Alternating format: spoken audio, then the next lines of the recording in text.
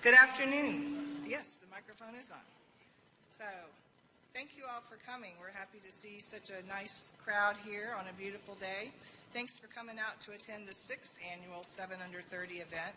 And I would like to introduce Dr. Susan S. Fiorito, who's the founding director of the Jim Moran School of Entrepreneurship. You gotta wait, let me say a few things about you. Dr. Fiorito serves as the Jim Moran Professor of Entrepreneurship and Entrepreneur in Residence. She manages all activities of the new school, the staff, faculty, and entrepreneurs in residence, and oversees the development of the curriculum.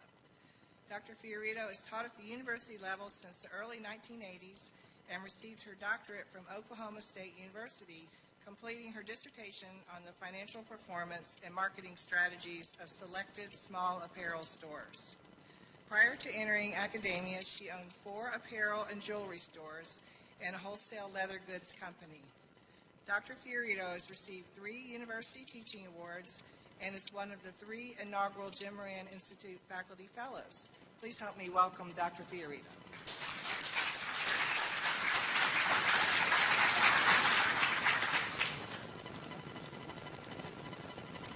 Good afternoon, everyone. It's great to see all of you. Thank you so much for taking time out of this beautiful day to come inside to hear our fabulous speakers.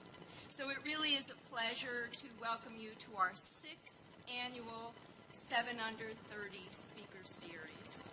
Before we get going, I'd like to thank our speakers who are backstage in our green room here for being with us today. We are proud to present this group of innovative business people, and particularly delighted that they are all FSU graduates from 5 different colleges: arts and sciences, business, criminal justice, communications, and fine arts, which shows the commitment and dedication of Florida State University to growing the entrepreneurial ecosystem across the campus. And you'll meet all of them shortly. They're delightful. The first 7 Under 30 event was actually started by the Jim Moran Institute in 2012 by Dr. Randy Blass, with the input of students interested in entrepreneurship. It's so great to see this program continue and to grow, and especially now that we're going to have more and more alums in our group. We know that although virtually every profession demands a certain level of entrepreneurial thinking, very few students actually gain entrepreneurial training and experience before they graduate. Whether you dream of starting a tech company, a social enterprise, nutrition business, or apparel boutique, the Jim Moran School of Entrepreneurship will inspire and prepare majors and minors. We provide a rich curriculum for both entrepreneurship majors and minors, as I mentioned, an environment that promotes entrepreneurial thinking, hands-on learning, real-life experiences through business mentoring, networking, internships, and we're committed to also having our students have a global experience. Our goal is to give all students the opportunity to learn business fundamentals, practices, and to enhance their career potential. And we feel this is possible through our entrepreneurship program.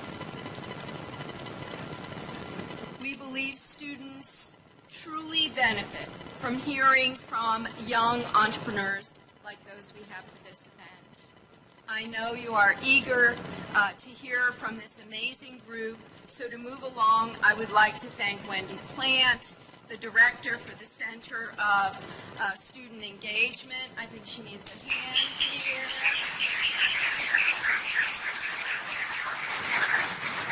And Kinsey Fitzpatrick, coordinator of the Center for Student Engagement, Wendy's boss.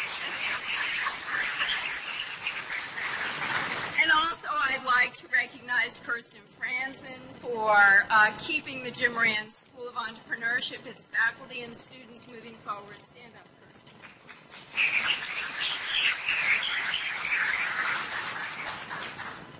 Kinsey are responsible for all the day-to-day development and management of student activities outside the classroom, and that's huge. They do such a fabulous job. These include business plan competitions, events that support the Jim Moran School of Entrepreneurship, and everything else that I asked them to do to help with the school and the growth. They're absolutely fabulous.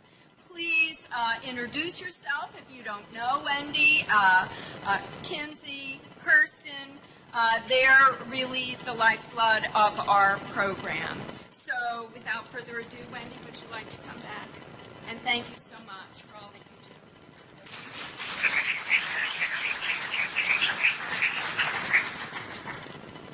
So the nicest boss award goes to Dr. Fiorito. I'm very fortunate, so thank you. And I get the pleasure of introducing our MCs today. So this past year has been an exciting time to be part of the progress of the Jim Moran School, and there's a lot more to come.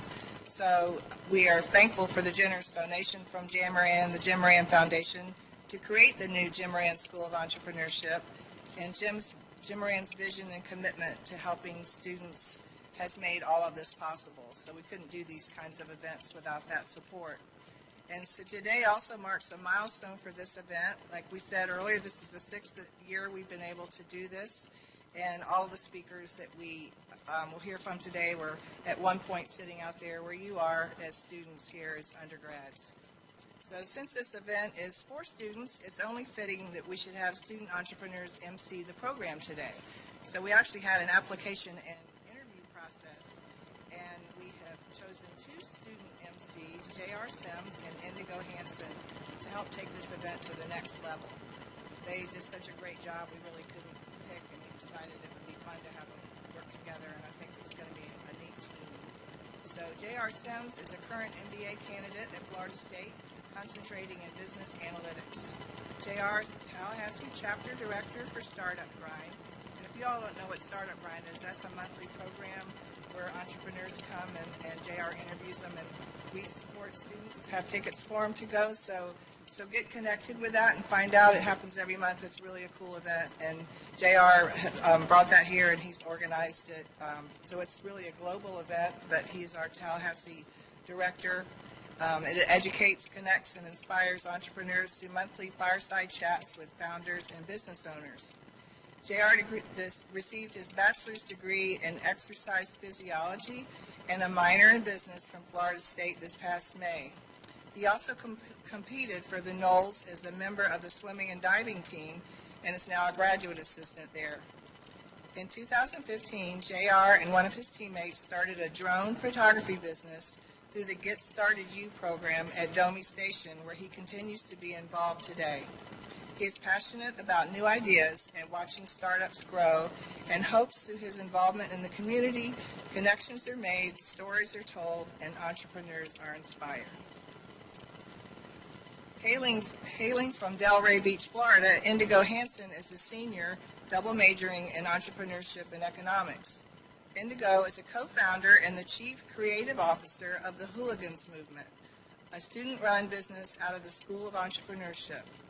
Hooligans Movement is a local clothing company and lifestyle brand that is sold in surf and skate shops along the East Coast. In addition, she's a freshman interest group, or FIG leader, for students in the entrepreneurship track, and we're happy to have them here in the front row today. Outside of school and Hooligans, Indigo works for Apple as a college advisor and plays rugby for Florida State. So JR and Indigo, thanks so much for helping us lead this great panel today.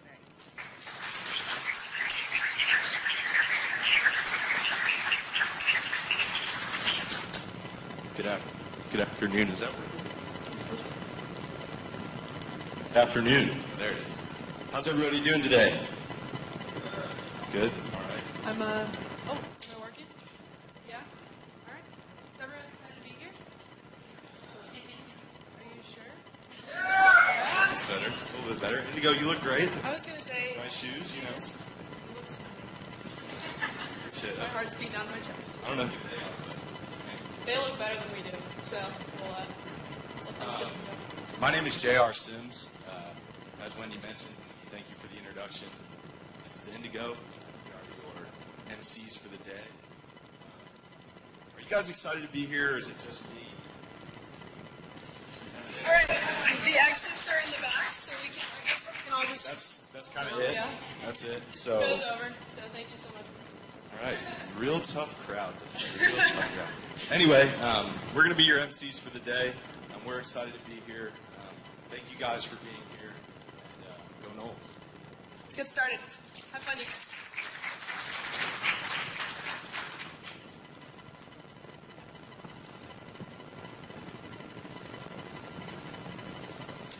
Born and bred in Brevard County, Florida, Evan Ernst is an entrepreneur with a passion for social impact. Evan graduated from Florida State with 3 degrees, entrepreneurship, marketing, and business management, and started Who We Play For while in college. Who We Play For's mission is to reduce the incidence of sudden cardiac death in teens and young adults by providing affordable cardiac screening and increasing awareness. Who We Play For is a product of FSU's Center for Leadership and Social Change and the Jim Moran Institute for Global Entrepreneurship. He credits his success tremendously to the guidance, the resources, and the friendships of both departments. Ironically, and Evan loves to say it, both organizations initially denied Evan's acceptance into their competitive programs. Who We Play For started as an idea between a group of best friends in room 114 of Phi Kappa Tau and has grown to become the biggest heart screening nonprofit in the country. In total, across 400 schools in 7 states, Who We Play For has screened over 95,000 young hearts and identified over 70 life-threatening heart conditions. Evan is a longtime volunteer and passionate advocate for the Serious Fun Network in Camp Boggy Creek. In his free time, Evan loves to fish, surf, play a little golf, and coach soccer. It's my pleasure and honor to introduce Evan Ernst.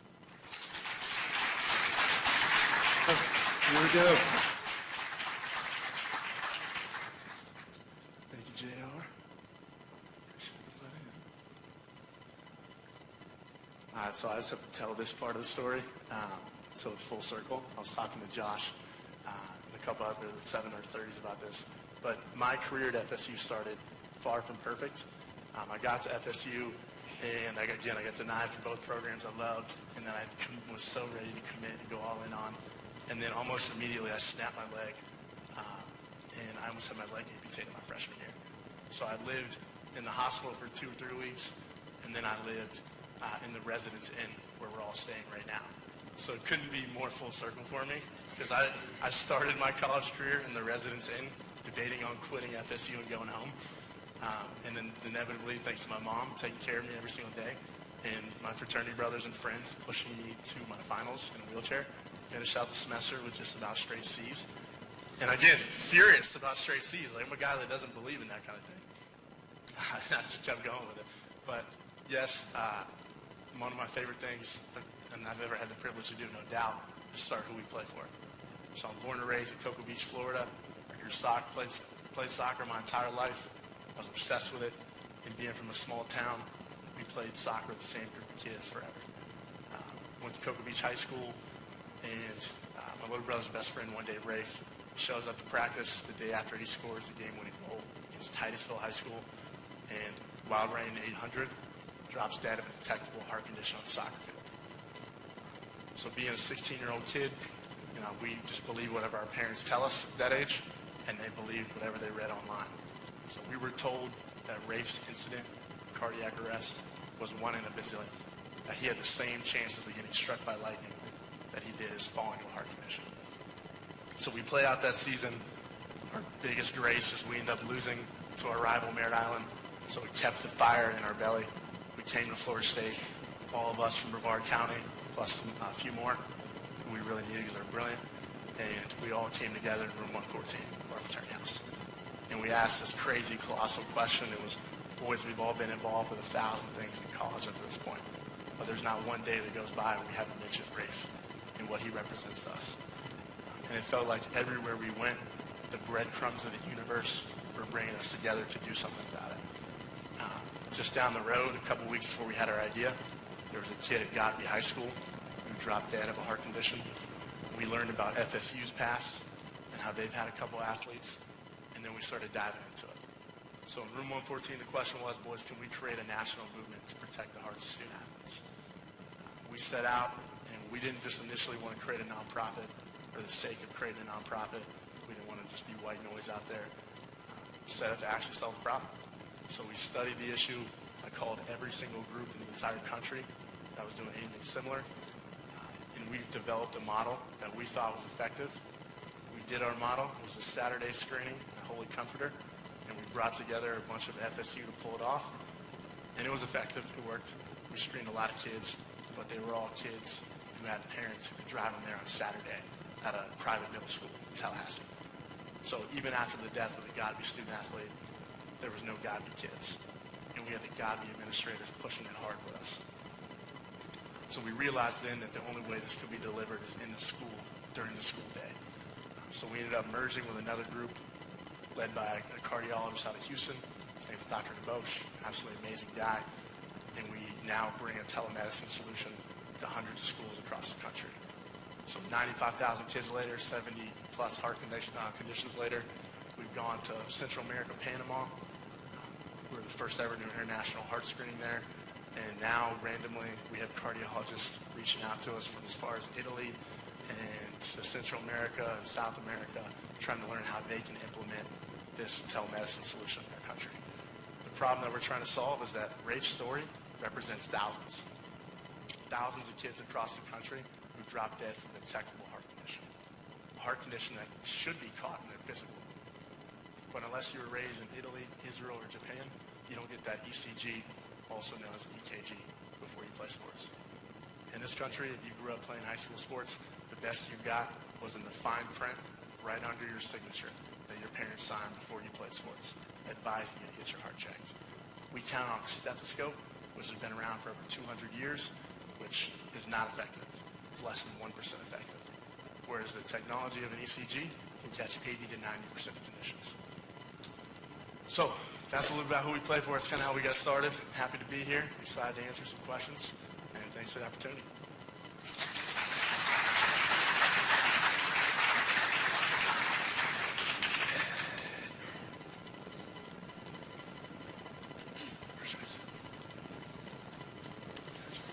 All right. Next, I would like to introduce Josh Esnard. He is an inventor who knows all about failing forward.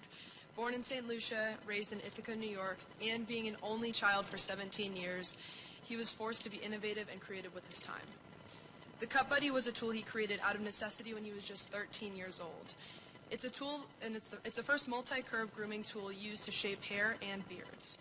Who would have known that a childhood life hack would actually become to be a bestseller on Amazon's bestseller list and featured on Forbes, GQ, NPR's How I Built This, and Black Enterprise. I'd like to welcome Josh to the stage. Thank you.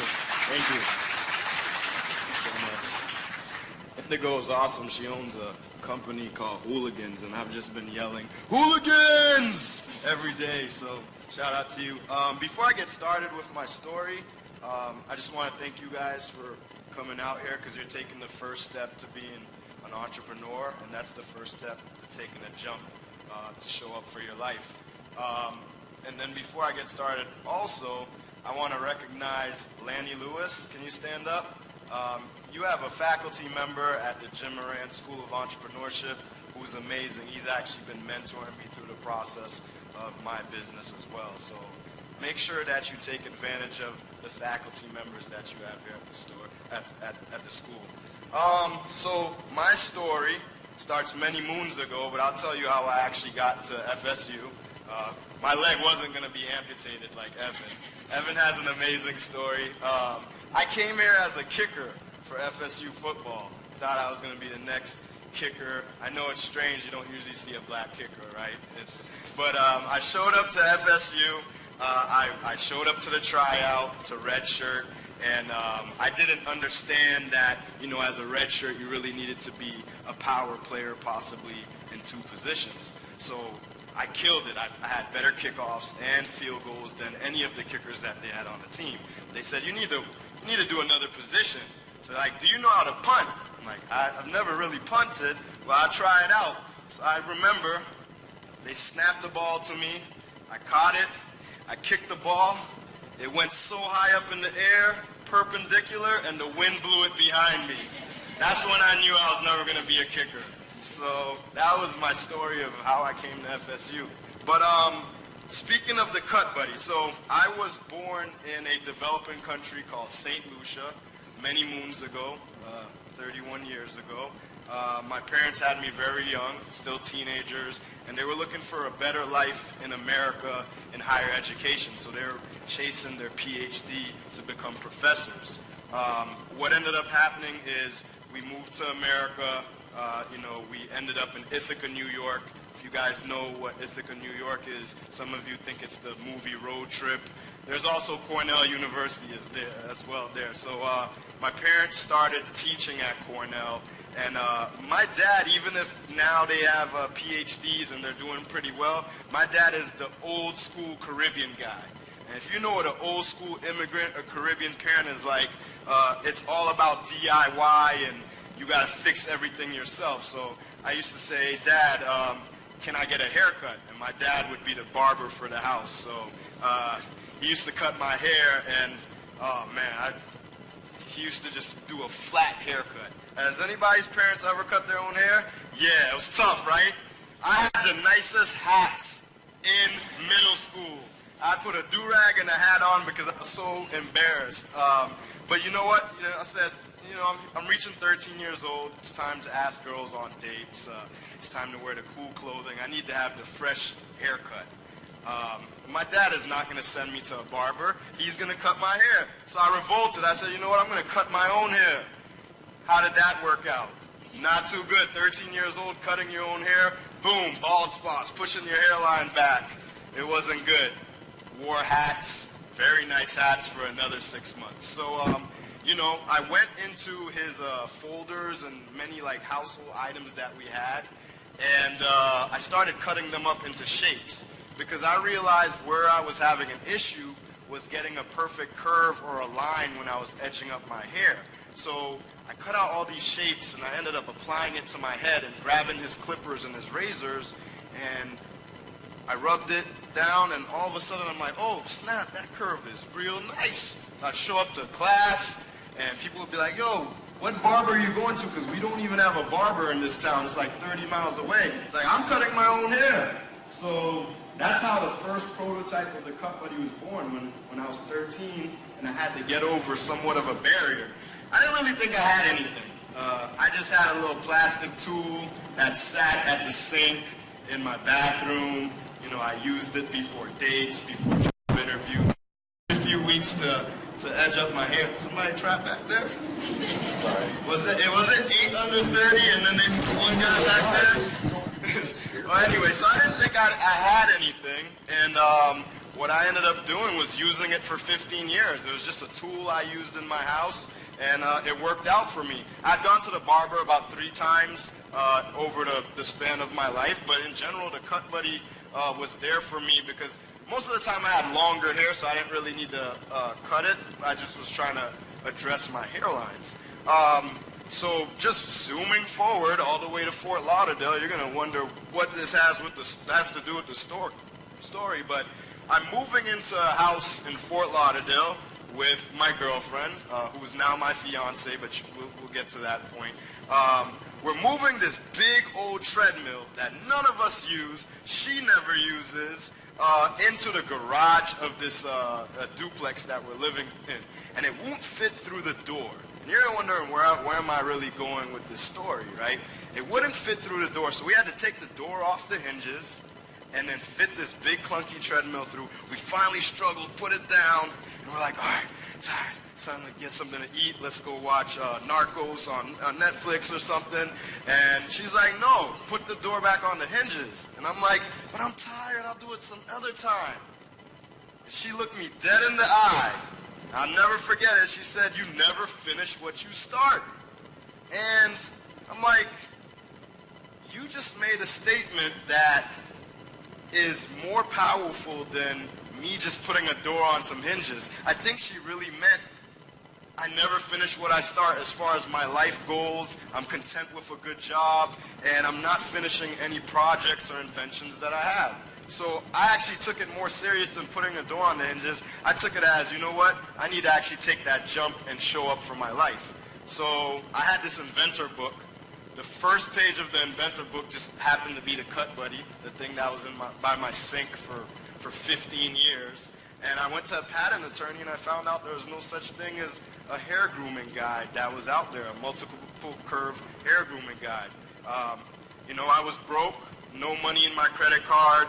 I spent my last money, and all of a sudden, I'm an inventor. I order inventory, thousands of units show up into the garage, and now I'm an entrepreneur, a business owner. So what ends up happening now is I start doing videos, cutting my own hair, but at that time I was going bald. So people started roasting me online. But they were sharing my video all over the internet. So I was kind of going viral off getting roasted. So I was getting sales. Sales. But I plateaued. And until one day I was ready to give up, and I got an email from a wounded veteran that said, I take medication and my hands shake. And because of your product, I can hold your product against my head, and I can actually cut my hair perfectly. So I just want to thank you for creating a beautiful product, because now people with disabilities can have nice haircuts as well. And that killed me. I was like ready to cry. I was like, all right, I have a mission now. I'm helping single mothers with children. I'm helping college students. I'm helping wounded veterans. And what I ended up doing was I took myself out of the equation. No more videos of me cutting my hair with my 5-head, my McDonald's hairline that was receding. And I got these affiliates on YouTube that had a heavy following, good beards, good hairlines. And all of a sudden my sales went from 10, 20, 80, 200, 400 sales per day, until on March 5th, my video went viral and hit 10 million views, and I sold thousands of units in a few hours. How many products did I have in my garage? Only 200. That's a whole nother story of how I dealt with that. But we became a bestseller on Amazon, featured on GQ, Forbes, NPR, How I Built This, and then Shark Tank contacted me. And I went on to Shark Tank, and maybe we'll talk about it more. My episode aired just on Sunday. I got multiple deals. Mr. Wonderful threw me a deal. Mr. Wonderful threw me a deal. I was like, what? But I took Damon's deal because he had the story that hit my heart. Caribbean parents from New York, and he had the power of broke mentality. And now he's my partner in business, and I'm here today. So thank you for having me. Just remember, if you have an idea, don't sit on it like me for 15 years. Jump. Take the chance. You're young enough to fail. And you're not really failing. You're failing forward. You're learning things along the way. So when you restart, you'll already have some things that you've learned from your last business. So thank you for having me today, and congrats on being here. Take care.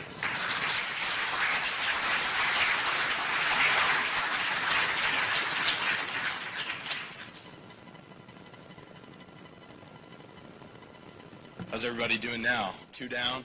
Feeling good? Still a real tough crowd. No, it's fine. It's probably me. Next up, I'd like to introduce Maureen Eisern. Maureen Eisern, Moped founder, director, and executive producer, has been creating digital development and social impact story content for 18 years, since before YouTube. Mo started off as a news intern at Fox 35 in Lake Mary, Florida. Then as studio production assistant in 2000 at WCTV 6 here in Tallahassee, Florida, before working her way up through morning show associate producer, bureau reporter in Thomasville, Georgia, and later field reporter and weekend anchor positions back in Tallahassee. In 2002, she relocated to New York City and became a founding segment producer and later lead editor at Viacom's digital college network, MTVU, MTV 360, and MTV Scratch. Her first nonprofit client, Hospice and Community Care, came in 2005 by way of an FSU School of Social Work graduate, which expanded Mo's work into nonprofit and documentary, and Moped was born in 2007. She has since continued producing thousands of hours of digital and long-form content while building an expansive client list that includes global and national nonprofits, institutions, government agencies, public relations and strategy firms, digital and television networks, and talent agencies. Mo now resides in Los Angeles with her family, where she also works as a model and actor when she can. I'd like to introduce Maureen Iser.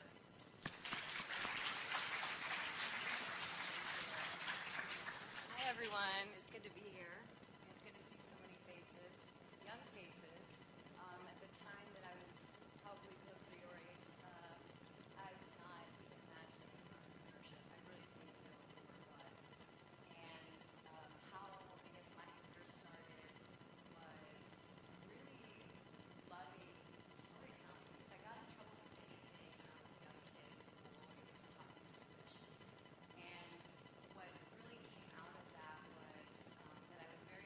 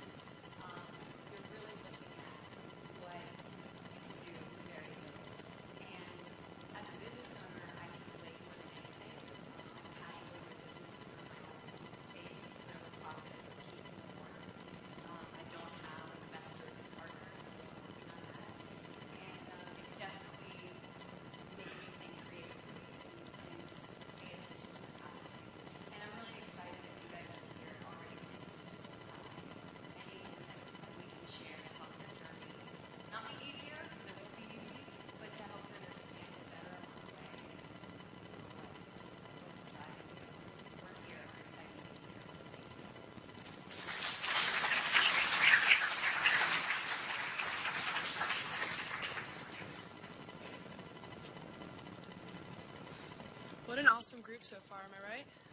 Yeah? Everyone loving it? All right. I have our next entrepreneur I'd like to introduce here.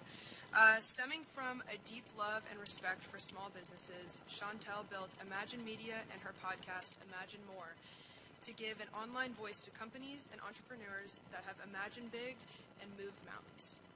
As the previous owner of a wedding planning company and the co-founder of a nonprofit aimed at assisting students in need, Chantel is a go-getter through and through with a huge heart. When she's not networking her way through Atlanta, posting on social media, reading a book, or listening to her favorite entrepreneurial podcasts, you can find Chantel exploring Atlanta with her big and lovable golden retriever, Gunner. Chantel, I'd like to welcome you to the stage. Thank you. Thank you guys so much. I am honored and thrilled to be here today. I vividly remember daydreaming in my entrepreneurial classes a few buildings away. I should have been paying a little bit more attention, but it was in Dr. Dever's classroom and Professor Blast that I was feverishly working away on my wedding planning business plan. And so I was in those classes and I was so excited to graduate, business plan in hand. And the minute I graduated, I had my flight booked to move to Chicago to execute that plan. I'd done all the market research and understood my competitors and was really pumped. And for any of you who have gone to Chicago, it's extremely cold. And to eliminate the fact that I couldn't be homeless, I did have to work another job in the meantime. So I worked at a hotel in the corporate events department doing event planning. And I had the opportunity to learn from other leaders in this space how to throw a successful event. I may have been a little bit too vocal looking back and talking to all my colleagues about how one day I would quit. And I do not encourage any of you guys to do that. But I talked about it all the time, about the weddings I was doing on the weekends and how excited I was. And I remember one of my colleagues saying something along the lines of, well, that's a stupid idea. You'll never do that, or you'll never succeed, or something like that. So, of course, I come in the next day and I quit. So I'm like, I'll show you. But I quit. And it was probably one of the bigger blessings because it allowed me to focus and hone in on that company wholeheartedly to grow that business. But I did that for about a year and a half. I was having a great time. I got burned by a couple too many bridezillas. So when you guys all get married, or if you are getting married, I encourage you not to be one. They're horrible. But I was feeling a little bit defeated. And so I wanted to kind of start over. And I moved to Atlanta to either open a second iteration or second branch of that firm. And when I moved there, I'll try to make the story a little bit shorter, but pie tables were a really big trend in the wedding space as opposed to the traditional wedding cake. So if you couple that with a huge sweet tooth, which I have, naturally I was craving pie.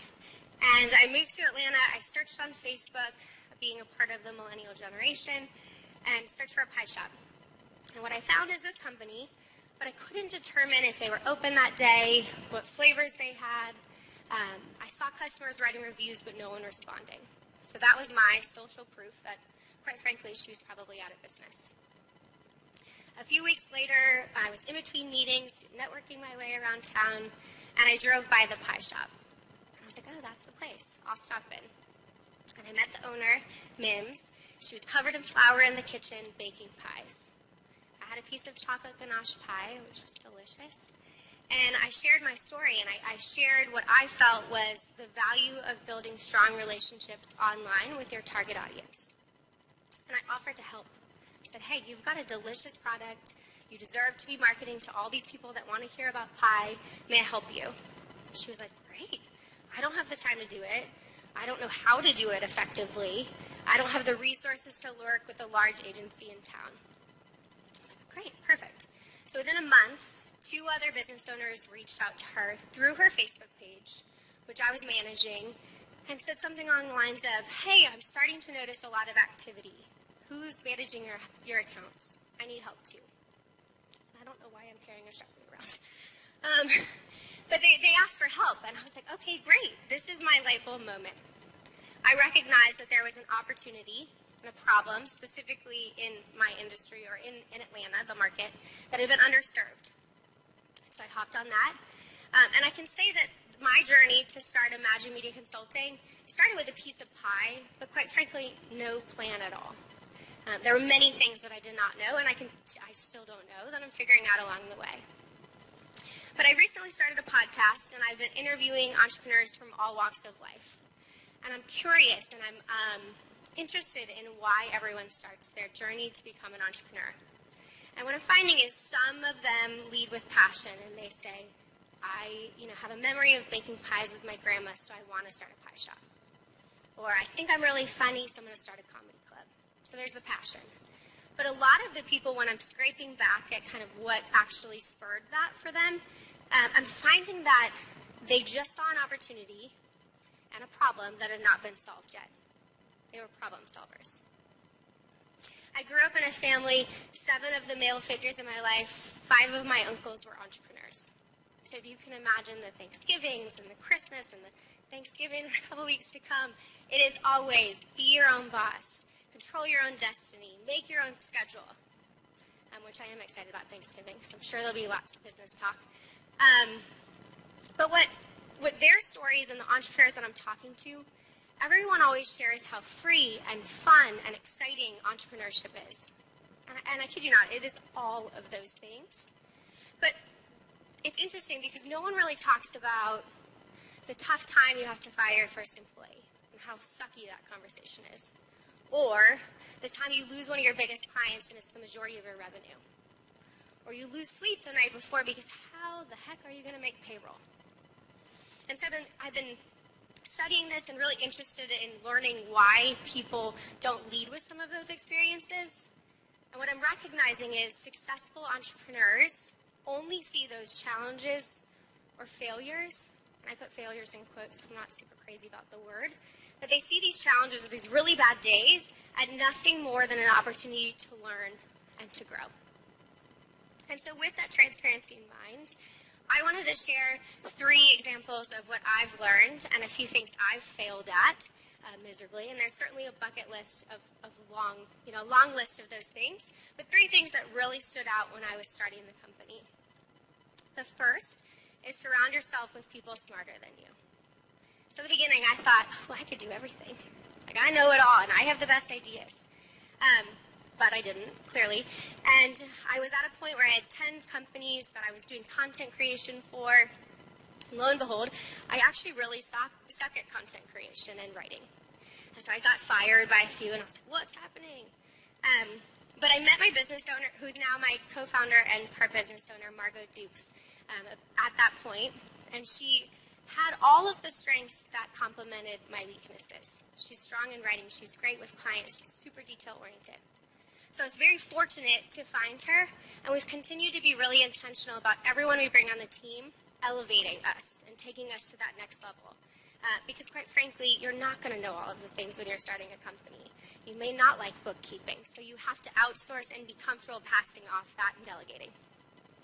Number 2, fire fast and hire slow. Quick raise of hands. Does anyone have employees yet? Nice. So this may resonate with some of you, but those of you who haven't yet, hopefully this is an experience share that you can take along the way. But your first few hires are extremely important for your company culture. And the second person we brought on, she was great in a lot of ways and had a wonderful skill set that we didn't have. She was a photographer, but we held on too long together. It dampened the environment, and we led with fear in that moment. We were afraid, well, heck, how are we going to have our first firing conversation? And what are we going to do for the month when we don't have a photographer and our clients are expecting photography? We held on for too long. And the minute we both parted ways, it was a really big breath of fresh air, and we recognized that it was dampening our growth completely. Within that year, we grew by 7 teammates, we doubled in revenue, we doubled our clients, and I recognized that we could no longer lead with that fear, but then also hold on to people when it's not a good fit for both parties. And number 3, I would say really hone in on your niche. So at the beginning, it's really exciting to have people wanting your services and asking you, can you do this? Can you do SEO? Can you do web development? Can you do PR? And when that revenue's there, you're like, ooh, I can try to figure it out. But it didn't work out for a variety of reasons. But I think it's The main reason is because we weren't being honed in and focused on what we were really great at. So now, we only do social media marketing. And even more granular than that, we only help food and beverage, lifestyle companies, and professional service companies. And that has helped us continue to grow. And you have to say a lot more no's in that process than yeses, but it'll help you grow as your company. So I encourage you guys, as you're growing and looking to start a company and eager to get started, the opportunity may be there right in front of you. So don't be afraid to fail, because you're not going to know all of the answers when you're getting started. And continue to learn and to grow and tap into the resources here, because they're endless and they're amazing. But thank you.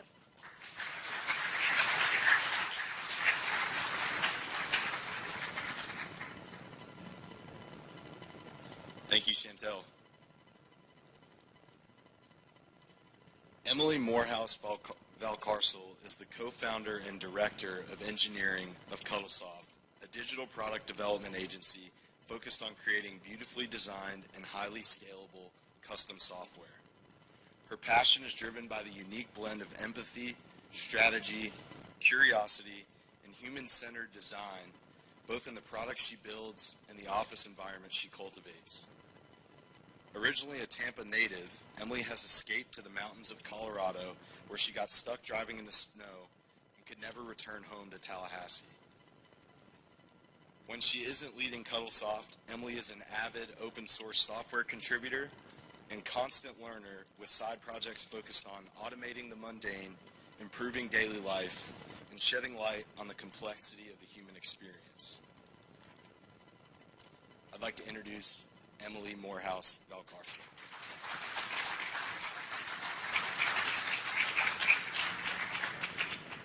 Hello. So, I have a theory. I believe that the key to successful business is relationships. So now let me start off by telling you that I'm not a stereotypical entrepreneur. And spoiler alert, I'm an introvert. Yeah, somebody knows me. My story is a lot about circumstance, a little bit of luck, a lot of hard work, and really honing in on the relationships that came into my life. So I want to start off by telling you a little bit about how Cuddlesoft got started and the environment that had really helped cultivate us. So this was back when I was working on my undergrad. One of the departments that I was working under was the computer science department, and I was taking a programming languages class. And I met a guy named Frank.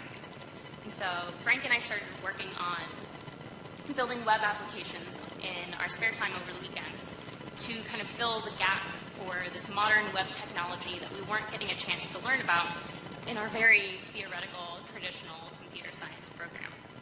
And so we started building stuff like Breaking Bad timeline over the weekend. And we took these side projects, and it started to drive us to participating in different startup competitions and hackathons. So the first event that we participated in was an event that FSU was holding. It's called the 3-Day Startup Competition. And it was at that event that we met a man named Michael Wyden. Now, I don't know if any of you know Michael Wyden, but he was absolutely paramount in forming the local business incubator and co-working space, Domi Station. And so we went through this experience, and Micah got to know us, and he didn't see us with the next, hottest tech idea, but what he did see was a team and a group of people who could work together and formulate a really well thought out business idea, and also to build a working prototype in a matter of 3 days. And so from that experience, we won first place, and one of the prizes was co-working membership at Domi Station that was soon to be opening. So fast forward a few months, and I actually wound up graduating a little bit earlier than I expected to. So I was in this period of transition where I didn't really know what was next. I knew that I wanted to go to grad school, but I had missed all of the application deadlines.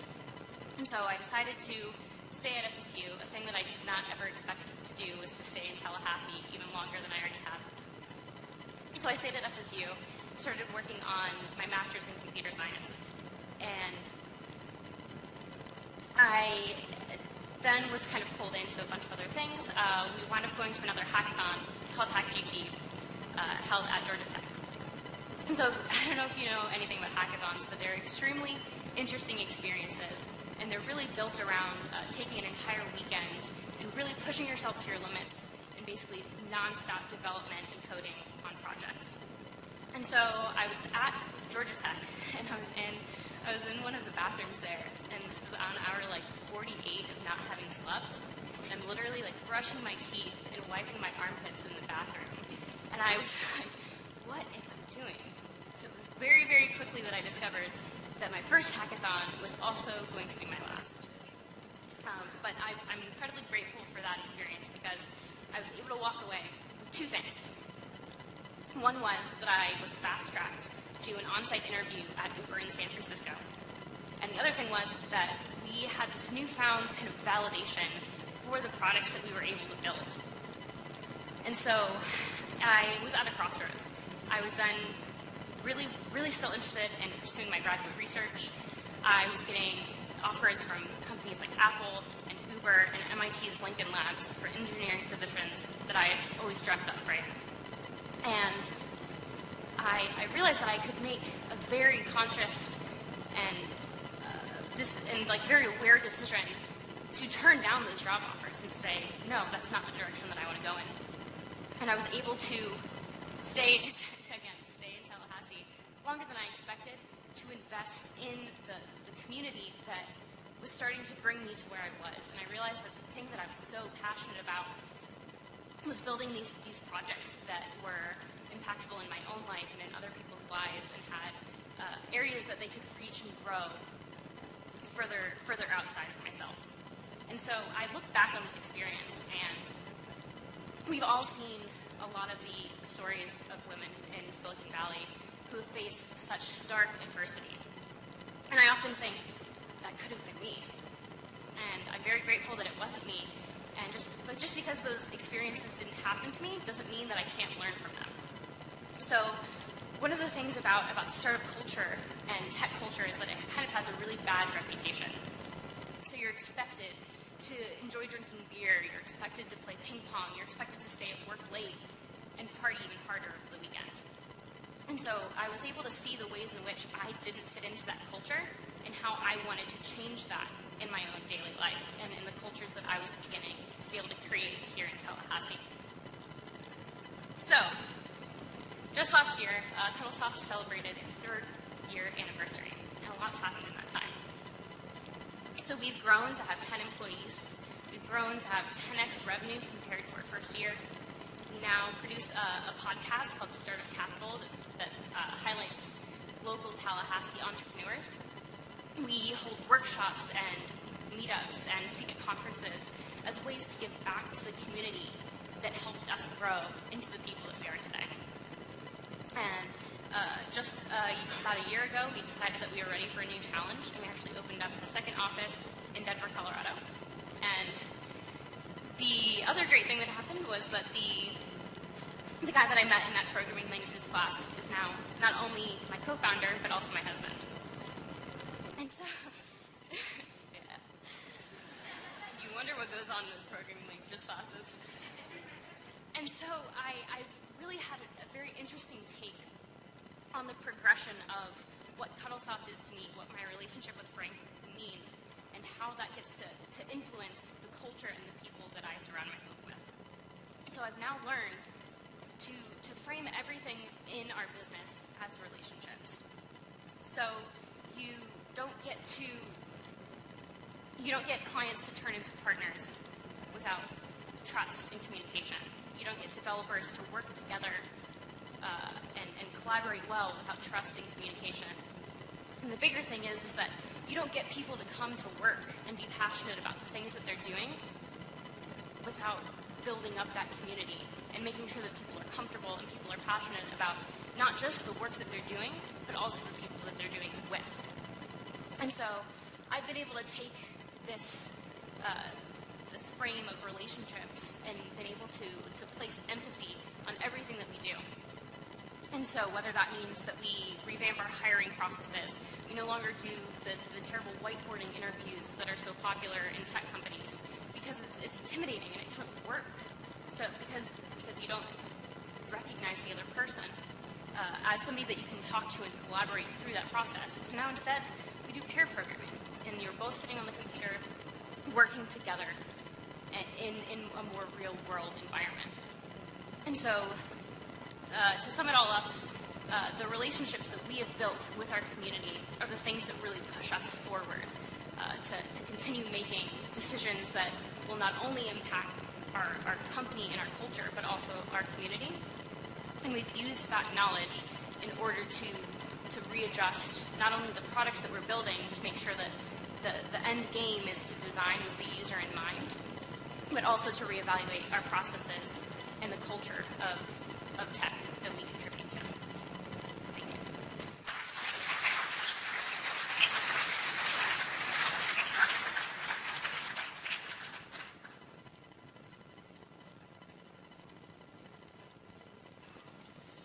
Thanks so much, Emily. Sam is part artist and part businessman, with interests ranging back to his over 5 best-in-class ceramic art awards during his tenure at Winter Park High School, to scalping seminal b-ball tickets, to winning the first ever Jim Moran Institute business plan competition, and, most importantly, launching Party Degree, which revitalized FSU's nightlife and entertainment scene with their Keystone Night mandatory Makeout Mondays, as well as concerts and much more. Sam Nebel is a lifelong learner, an okay son, a decent brother, a semi-serial entrepreneur, and, again, more importantly, the expert butt wiper, which is why they call him the king of all wipes. Hygiene and quirkiness are deeply ingrained in his DNA, so why not put all his effort and energy into building a powerhouse brand behind such a concept, with his triple-digit, year-over-year growth startup, Good Wipes. Good Wipes is an eco-friendly, premium wet wipe company empowering people to do more, feel good, and live clean.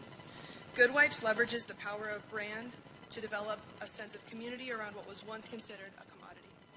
The ATL-based company has landed on the shelves of national big box retailers like Walmart and the Container Store, while also garnering national media attention from the likes of Khloe Kardashian, Jaclyn Hill, The Today Show, Pop Sugar, BuzzFeed, GQ, and many more.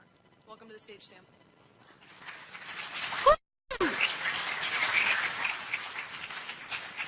Guys, before I begin, I want to share a vision I have.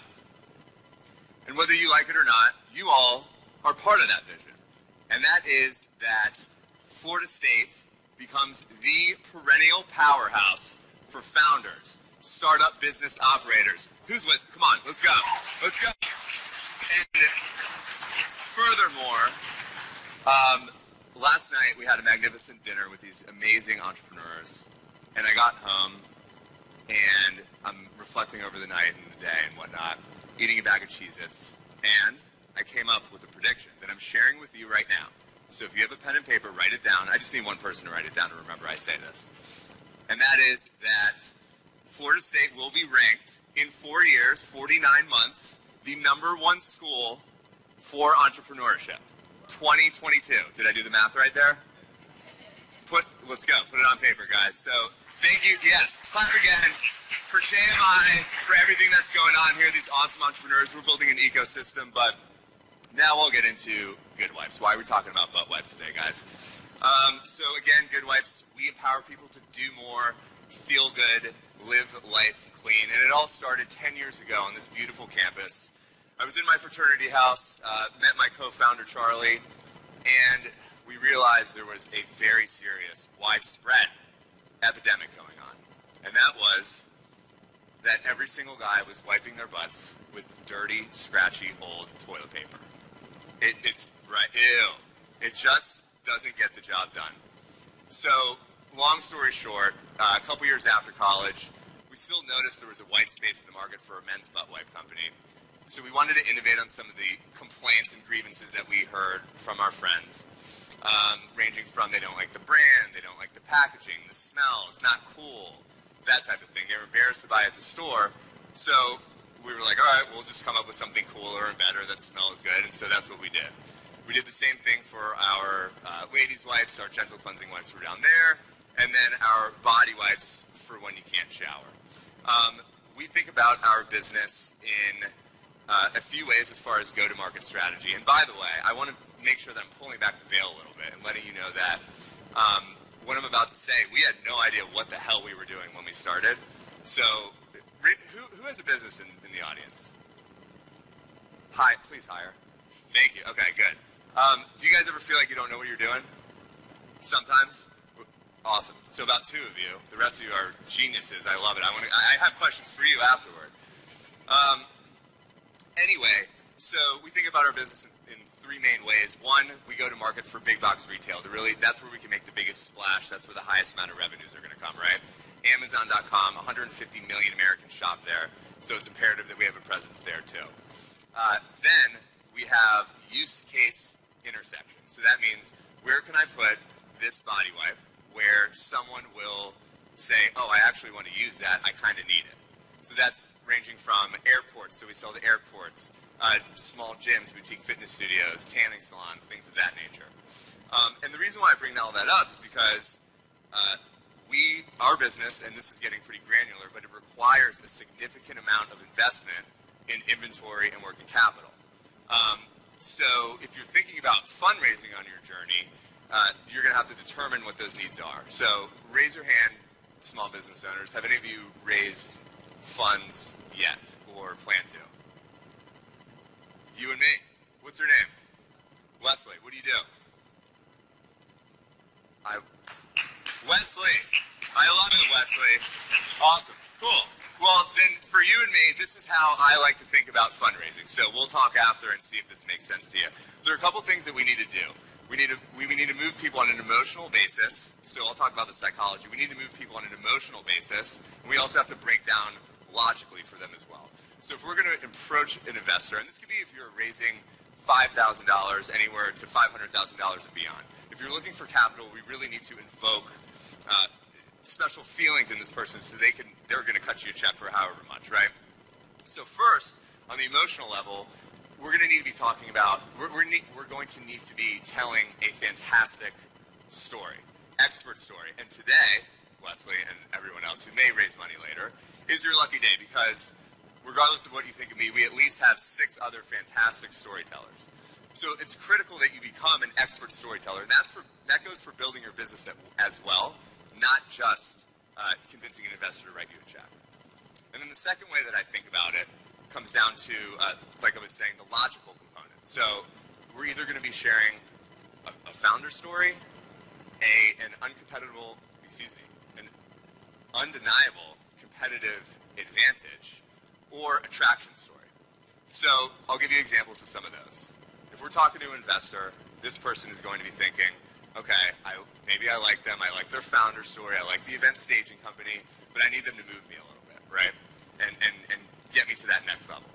So if we are thinking about the founder story, I'll give you an example of a good founder story is, let's say I'm Bob Garner, and I have 20 plus years experience, and I hate to date you, Bob, but 20 plus years experience managing 100 Hardee's franchise locations, 1,000 employees, and then I go on and say, hey, I have this new concept, a franchise, a fast food franchise, give me money. An investor is going to be crawling over the table trying to write him a check.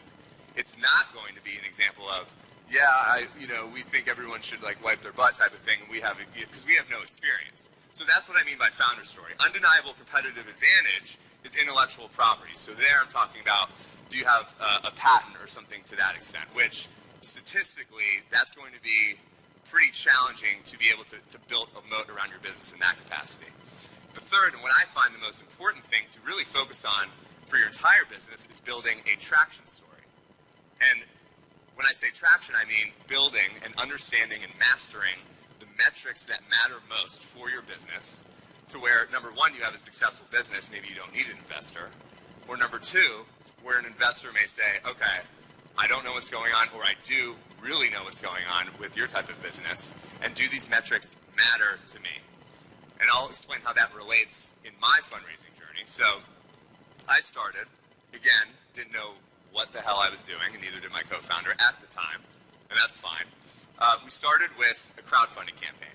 So we raised like $10,000, and what really that was doing was leveraging and saying that do we have anything here? Will people think that our butt wipe story was a good idea? Are people going to want to invest with us and actually buy the product and use it and buy it again, that type of thing?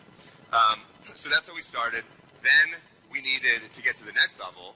We leveraged online debt, or debt we found online with a company called Cabbage, and that comes with its own consequences that you should be very well aware of. But debt is unbiased, right? So if someone's looking at you for debt financing or one of these online service providers, what they're doing is they don't give a shit about your company or like how cool or funny your story is. They're only going off of the traction, your revenues.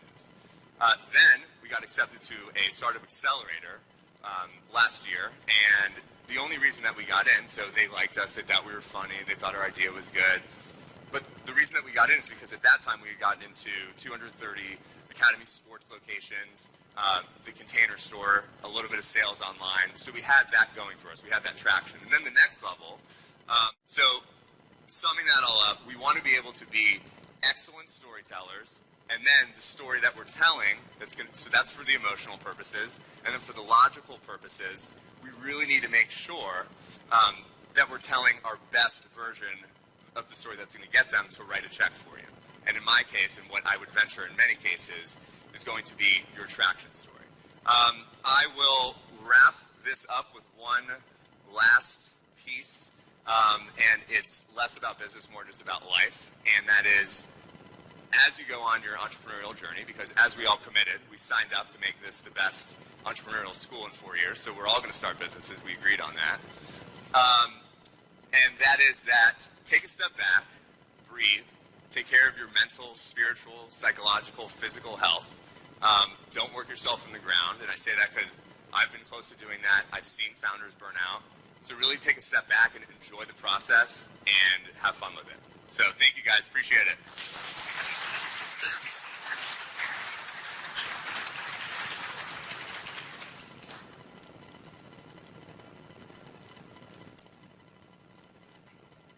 Nick O'Donnell is a designer based out of Sarasota, Florida, where he uses the process of parametric design to create and fabricate his highly unique furniture and lighting pieces.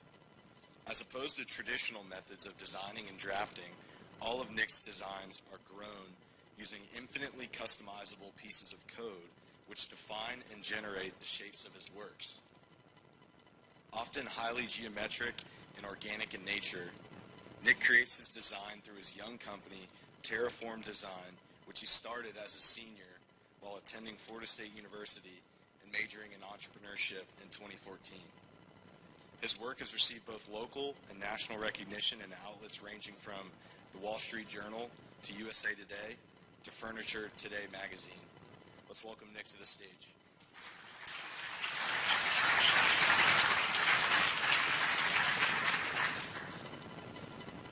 So I'm so excited to be able to talk to you guys and everything. I love being up here specifically because when I first learned about what it is that what I'm doing every day, it was actually listening to a speaker from a South American company talking at this podium right here 3 years ago. And so I was just where you are, in your exact same shoes, a business entrepreneurship student, just listening to this guy talk about this crazy new architecture thing.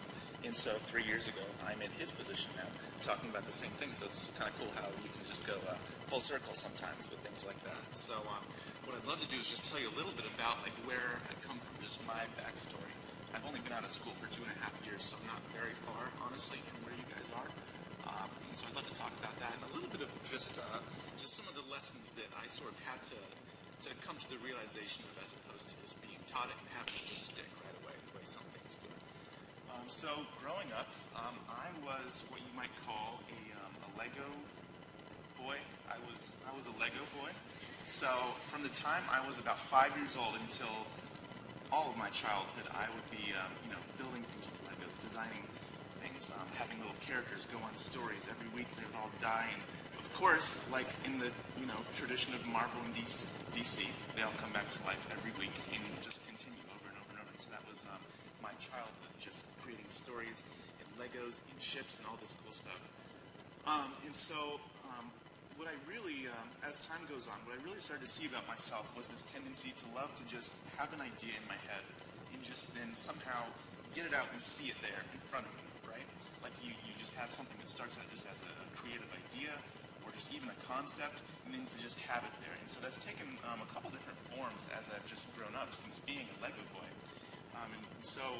For instance, when I got into middle school, especially 8th grade, that transition slowly started to take place as I began to make just little stop animation movies with my little characters for school projects. I was in a history class where we would, be told that we had to tell the Oregon Trail story somehow, or to tell, I think the Crusades was the first one I did, and so it would take Lego people, take a picture, move them, take a picture, move them, do that about 4,000 more times, and then you'd have a movie. And so I did that. I won some little, fancy middle school awards with that kind of thing, and so I decided that oh my gosh, I love stories and I love storytelling and making things. Let's continue this. So got into high school, decided that what I wanted to really do long term was make movies and stories, and just because that's just raw creation. I love creation, just the whole concept of creation. And so I got into high school, and started to just do film of all different types. I was in a fantastic drama program where at the end of the year, for the last 90 days, the teacher said, okay guys, get in groups and make a play, just do it. And so we would have to form our own groups, figure out the writer, the director, in my case, also sword fight choreographer, and we put together a little play. And so that was really cool because I got to start to experience managing people, leading them, having them share my vision, project your passion onto them until they come to have it themselves, and all that. And so that was really cool to start to show me like how much that it's possible to use other people in the act of creation. And so the last thing that happened to me right before graduating in high school was that I was in an economics class, and the teacher had a small business competition where we could just write a business plan. Very simple. I think it was like 10 slides on PowerPoint. That's the bare minimum for a business model, in case you guys are wondering. At least for a high school senior. And so I did that and just wrote this little production company business plan, and somehow won the prize for my school. I got first place in $300, which was great for like 2 weeks. And then so going into college, I thought, man, this whole entrepreneurship thing is kind of cool. Maybe I should just tuck that away just in case. And so I got to college, wanted to do the film school so bad. Got in, decided not to do it, went into entrepreneurship instead. And so from there, I was in the program that I'm sure a lot of you have heard about or you're involved in yourself. We were put in a class and said, start a business, just start one. And so we'd say, well, how do we do it? And they'd say, go ahead, just start one. And they would help us, of course, obviously they would help us too, along the way, figure out what we're going to do and guide us along. But it was cool because you just jump in and just do it. And so mine, I just continued forward the production company that I started, that I conceptualized as a senior in high school. And I was able to just make some little money doing things like that, a lot of fun. But then I discovered this crazy thing called 3D printing, which really took my imagination from storytelling. It just blew it open. And I realized, if I have an idea in my head for an actual thing, I can make it and hold it in my hands. And so it was so cool. I came up with a business plan centered around taking audio sound waves, like you'd record your voice saying something like to a friend or a family member, like "Happy birthday," or "I love you," or even like "Will you marry me?" Anything. And I found a way of transforming that into a physical shape that you could give to somebody as a gift. And so it'd be really unique, almost like a fingerprint or a snowflake, because no two voices are the same. So no two sound waves would be the same, even for the same message. And so I was able to do this business using 3D printing. And so I entered into FSU's business plan competition as a junior, and was able to get first place and about $8,000 for me to spend however I wanted. So the first thing I ended up doing with it was buying a 3D printer. And so around this time, I had started to realize, okay, creation is so fun. It's so awesome to be able to take an idea and see it happening and just have it in front of you. But until that time, I didn't really fully absorb, just the full possibility of it. I think in a lot of people's minds, it'd be so cool to invent something or to have an idea and see it happen. But for me, what I was realizing, I think it's different to know something versus to really believe it. And so what I was really learning to actually believe and truly understand is that it is possible to come up with an idea, even if it's something crazy and far-fetched, and actually make it happen. And so around that time, I ordered my 3D printer. And the night before it arrived, I was so excited that I was dreaming about it. And in my dream, the first thing that I made was the Iron Man arc reactor, the battery he wears in his chest. Yeah, those Marvel and DC people. I'm also one of those guys. Sorry about that. But so I made this arc reactor, and so then I just started making all kinds of just different props, just for fun. I would make different masks from TV shows or video games. I would make little baby Groot, who I think some of you guys might know who I'm talking about, little dancing guy, and just different things like different exoskeleton hands, different throwing knives, batarangs, any type of thing that popped into my head. And so I went to a 3D printing symposium that took place here, and that's where I learned that it was possible not only to design, using traditional methods like CAD and in 3D modeling software, but it was also becoming possible to create codes, actual programs, little pieces of code definition and script that would generate your shapes for you. And so it's this specific type of design called parametric design, where you have different parameters, where you will take a basic form of an object. Say maybe you needed to make a cast for your arm. You could take the form of just this basic design and input your specific dimensions into it, and just this code would change and warp the design to be something specific for you. And without knowing it, that's kind of what I had done with my Soundwave bracelet company. I had created a form, just the Soundwave, that would be able to take custom input into it and actually change and affect the shape of it in the end. And so I later applied that, once I heard the speaker, to furniture in design. And so I'm glad we have a picture up here, because usually when I talk about this stuff, it's impossible to really understand what it looks like.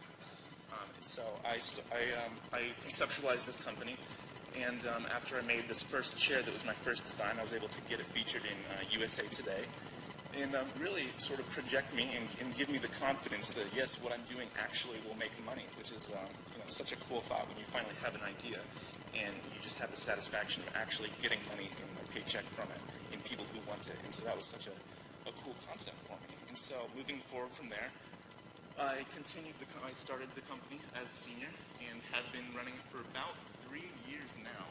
And so that's basically where I'm at with it. And so a couple of the things that I've learned, last March I had the opportunity to come here and give a TED Talk on this stage. And it's interesting because when I was writing the talk and figuring out what I wanted to say, basically they had given us 9 months ahead of time, so plenty of time to get your script done and know what you're going to say. So when I started writing it a month before the event started, I had to rewrite it 5 times. In one of the first drafts that I wrote, I wanted to be really inspiring and talk all about how, yes, everyone can be an entrepreneur. You just have to, want it hard enough, and you have to try really hard. And so I looked at this script that I was done with, and I realized, man, I don't even believe what I just wrote. This isn't true. I really don't believe that anyone has it in them to really go after and have the ability to pursue all of the things that it takes to really be an entrepreneur on your own making it. Not that anyone can't learn it, because I think there are certain people I think most people could. But I think that most people really just don't have the need to be an entrepreneur. That's the best way I know how to put it. There's certain people, and I feel like you guys are, the kind of crowd that would really understand this, is that there are certain people that when you have an idea, or even if you want to have an idea, it's not enough just to tuck that away, but you just need to go after it. It's almost like inside, you're just like, ugh, I need to do something about this. And so I really think that, not everyone can be an entrepreneur. I think that there are a lot of people who just don't really want it bad enough. I don't think that there's a lot of people who truly understand the amount of work that it will take. There's oftentimes periods of time where months will pass where every day I'm working 14 hours a day, and that's just part of what it will take sometimes. Some of the more seasoned people probably hear that. They're like, oh, you sweet summer child, 14 hours a day, you poor thing. But yeah, so there are certain times where you really just have to put in the work that a lot of people, by no fault of their own, just won't have the need to do.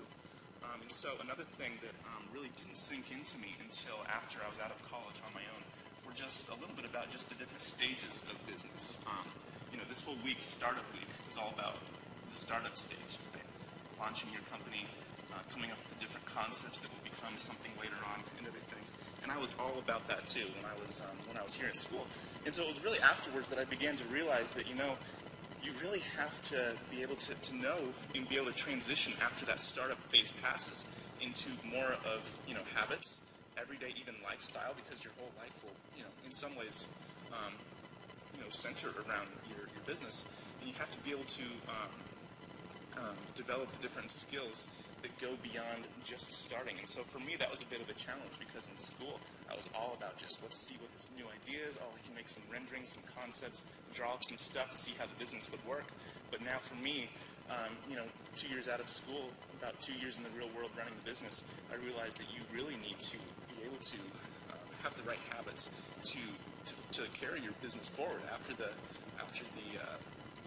startup stage ends. One of the different stages that a lot of people enter, apart from just the business life cycles that everyone knows about with the seed, the startup, the growth, all of those are great and they go along with this. But just when you look at the tangible, what does my everyday life look like? There are certain things that is good to just have in mind that your life will change and look a certain way once you're out. And so for a lot of people, one thing that tends to happen is that after you get past the initial startup, one of the main things will be what you might call like your big break. For a lot of people, that can be like, a big sale. Maybe you have a YouTube video that reaches 10 million views and that sort of launches you to the next level. Or for me, it was more in the form of one very large sale that I made out in California that really helped to elevate me to that next level. And so a big break like that doesn't always have to happen, but it's something to consider as, just when you're starting your companies and, conceptualizing is, okay, what's my next step and what will that kind of look like for my everyday life? Even down to just waking up, is the bulk of my work going to be computer work, meetings, and start to sort of delegate that out. I would encourage you guys to do that. And so the other thing that really has been hitting me lately and just impacting me is just the idea of just controlling your business. And so again, a lot of this gets back into just your everyday habit. When I started out being an entrepreneur, one of my goals was to be able to just have a business that works for me. And so a lot of times, without really realizing it until it's happened, you can end up working much more for your business and getting overwhelmed and saying, oh my gosh, I have all these deadlines all at once I need to meet, and I only have a month to do 3 months of work, and then this, and I've overcommitted here and there. And so that's something that I would really consider, where I would really encourage you to think about, is just how to really be in control of your business, because it can very quickly become outside of your control. I almost picture like an unmanned fire hose just flailing around, and so that's something that I know personally I've had some struggles with in my short time that I've been in business. And so as you might imagine, I've made just about every mistake possible for me to make so far. I've been doing this for 2 years, like I said, and I'm hoping that period of time is just about over, making all the mistakes, so that it can be a little more smooth sailing. But I'm by no means in a position where I've got everything figured out. But yeah, so I just, any of you who are starting a business, I wish you all the very best and look forward to seeing what everyone comes up with in the future. Thank you.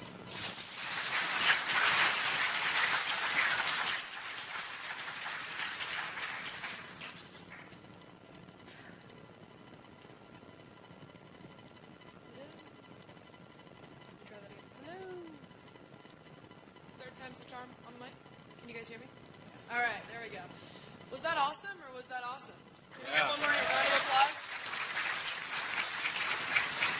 Thank you so much to our speakers and everyone who helped, put this amazing event together. I want to invite our speakers up to the stage one more time. We're going to do a Q&A session, and we're going to try to keep it a little bit short and sweet. So, we're going to keep answers as concise as possible, and then there's also going to be a reception afterwards if you guys have any more in-depth questions or you want life stories and things like that. So if you guys do have questions, audience, please feel free to come up to the mics, or if you are more on Twitter. You can tweet. We have the hashtag 7under30, or you can tweet at Jim Moran School with your questions, and then we will be organizing our Q&A session from there. So let's go ahead and start. Yeah. Test. Awesome. First question on the board. Who's it going to be? Twitter's blowing up. I feel it. My phone's buzzing.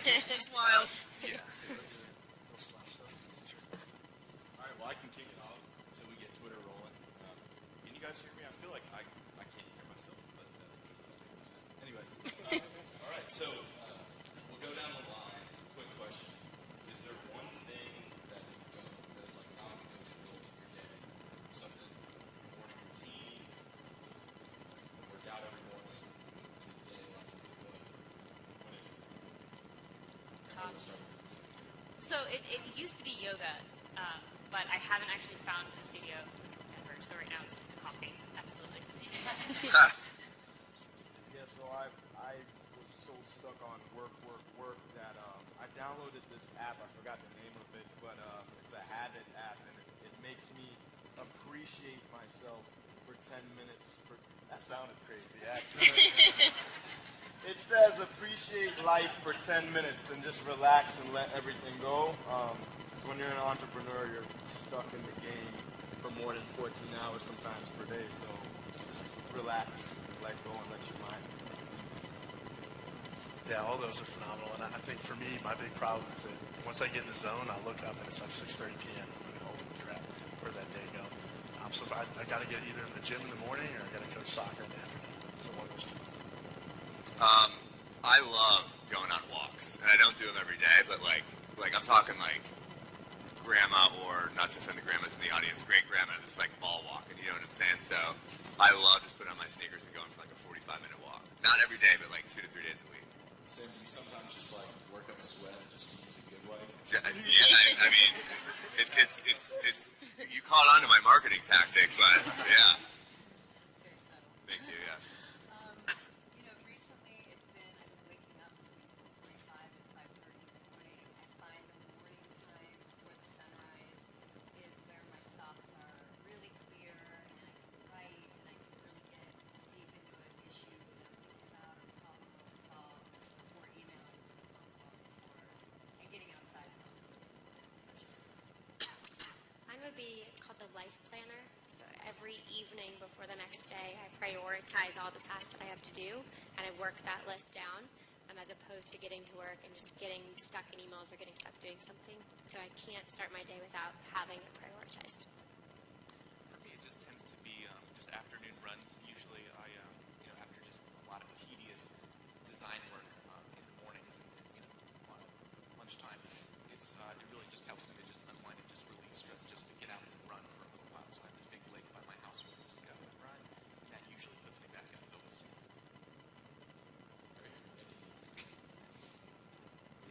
We have a tweet. Uh-oh.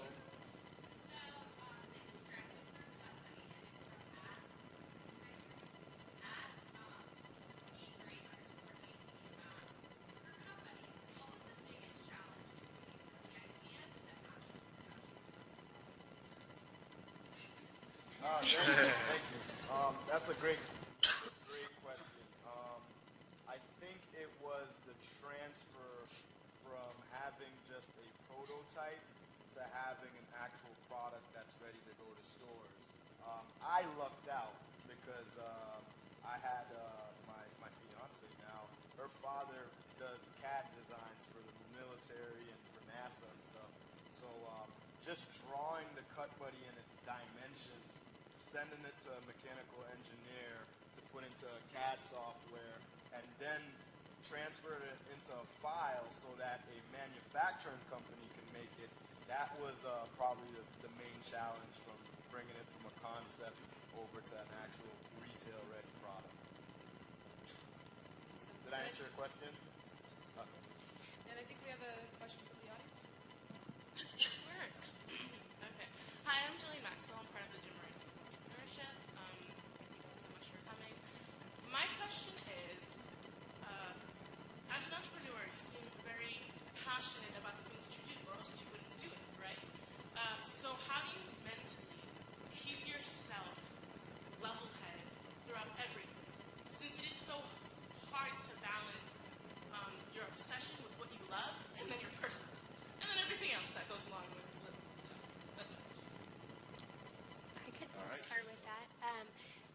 So I would surround yourself with other entrepreneurs. There's a great program called the Entrepreneurs Organization, and just sharing those challenges or those times that are tough with other people that get it helps at least me stay motivated, and I know that this is just a stage in the business and we're going to get through it. So my recommendation would be being around other great entrepreneurs and staying inspired by people that the stories they say are just like, wow, that's awesome. For me, I've had to reconnect with the reason that I started it and sort of the bigger vision and the pie in the sky idea. And think, am I going in that direction? Am I doing things? Am I feet on the path towards that? And so regardless of all the things coming at me, all the requests that are confusing me, all the things that I do wrong, it's like, well, this is just a piece of what is needed to get to that. And I think when you pick something that's a real expression of who you are and what you want out of life, bigger than just this profit-making business, you can appreciate all of the work. And what I was told by a mentor I got connected with, who's very, very successful, was it's not work. It's not work. It's not easy, but it's not work. It's a step towards fulfillment, and it's a piece of that process. Also tap into your resources here at the school. As I said, I didn't go to JMI because there was no such thing. So I went there a million years ago. But I was able to contact Dean Hartline, and he connected me to Lanny. And that was at a point where I had no idea where to go. I was still struggling with what my mission really was.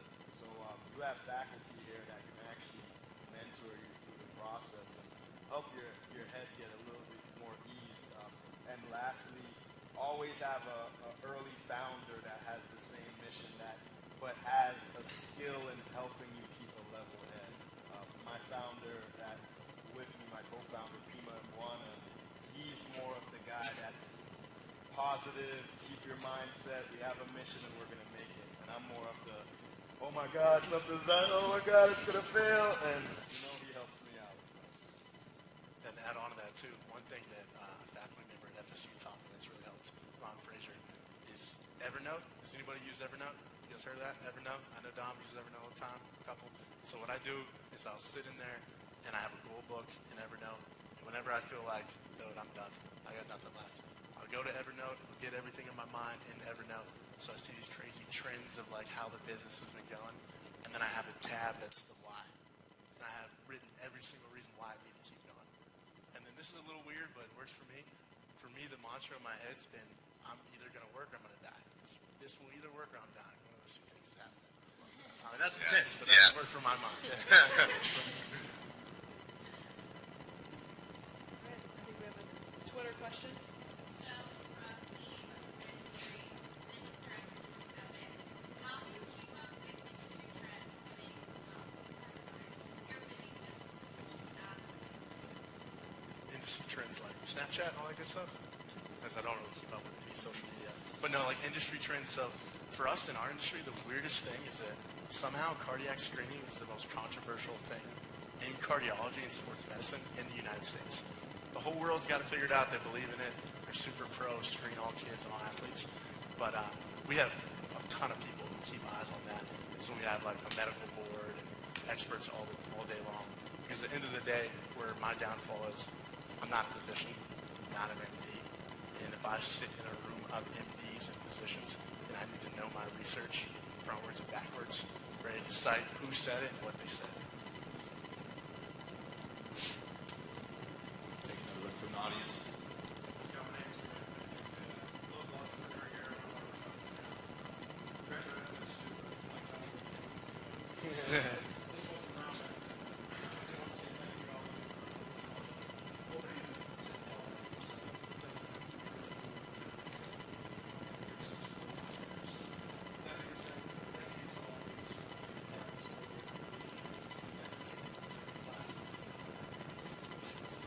Yeah, 4 years, 49 months.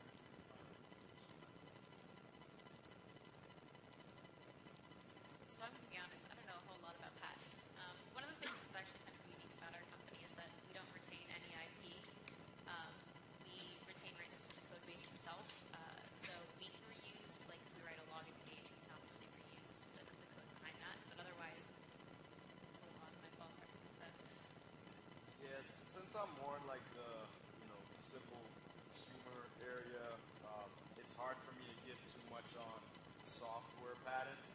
That's actually an industry that's a little finicky right now because, it's very hard, impossible to patent at. But I would say as far as if you're trying to go the patent route, first thing to do is go to USPTO.gov. And what's happened with the government is they've funded a lot of tutorials and classes that they have on that website. There's an actual tutorial on doing a patent search. Do that preliminary patent search. Make sure that your idea isn't out there. And then what I would do is contact a patent lawyer. Generally, the first hour with a patent lawyer is free for consulting. So that'll give you an idea of your cost, how long it will take, or if you actually want to go down that route.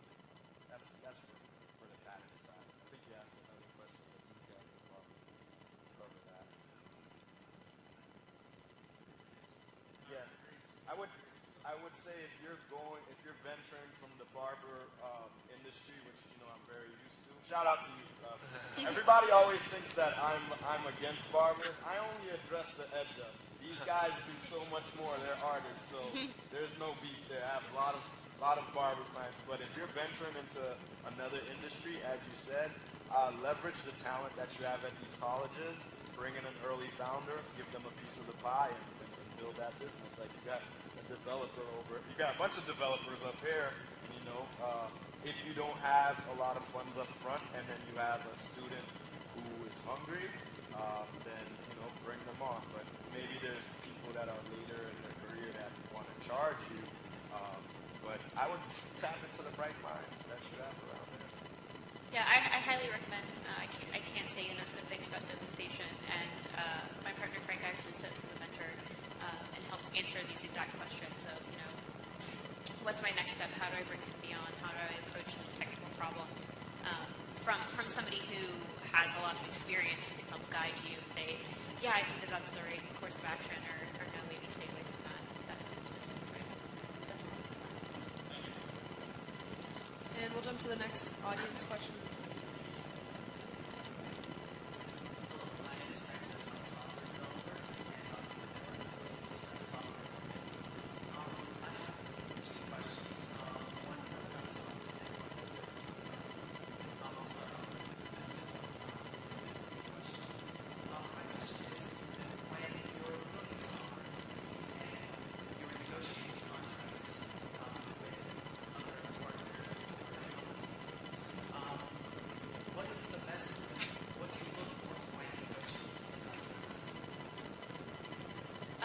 So there's not necessarily a whole lot of negotiation in terms of rate or equity. That's not really something that we have ventured a lot into. But one of the things that we really like to do is we negotiate features. So we like to bring people on and do a business analysis phase right in the beginning and really dive deep into the product and say, hey, look, this feature, you might really want it, but it's going to cost you. And maybe that's something that you can defer to a version 2 and really get your version 1 done and solid before you try to tackle everything all at once.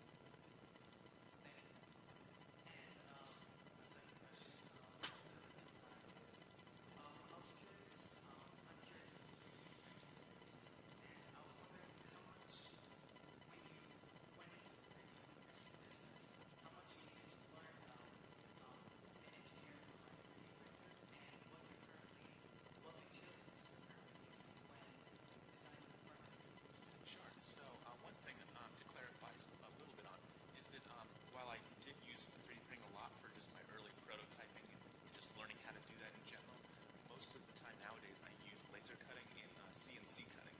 And so if you think of 3D printing as additive manufacturing, adding on to build up a shape, CNC cutting tends to be the opposite, just subtracting from shapes. And so I use a lot of, like I said, lasers to just cut through wood, or just computer-guided drill bits that will just cut through thicker wood. So when I first started to learn how to do 3D printing, a lot of what I learned could really just be found using just easily accessed online free resources. If you're a student here at FSU, which you are, is that correct? No. Okay. Well, you can still access a site called lynda.com, which is really good for just learning any type of software that has ever been invented. And so when I first